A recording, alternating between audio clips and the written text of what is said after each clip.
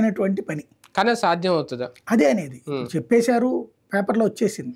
Practical గా ఏం జరుగుతుంది అంటే ఏంటి సరిగ్గా చెప్పాలంటే, అర్థమయ్యే భాషలో చెప్పాలంటే, ఉద్యానవన ఇప్పుడు మనకి పనికి ఆహార పథకం అనేటటువంటి దాని కిందన పని లేని వాళ్ళకి పని ఇవ్వాలి. అవును, ఏడాదికి 100 రోజుల పాటు.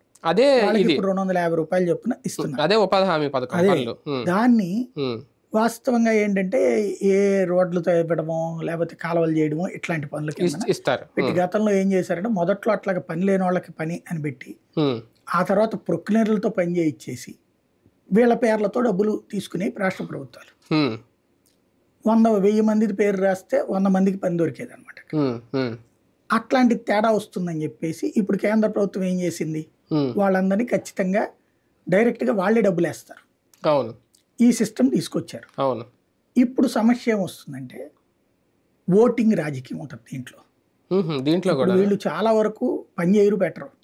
అవును, మట్టి గీకడము, చెత్త తీయడము ఇది చేసేసి పనికి ఆహార పథకం కింద అన్నటువంటిది పెట్టేస్తారు. వాళ్ళకి ఇటు ఈ డబ్బులు వస్తున్నాయి, ఏడాది వచ్చేటప్పుడు పని పెద్దగా చేసినా చేయకపోయినా ఫిక్స్డ్ గా వచ్చేస్తున్నాయి 100 రోజుల పని.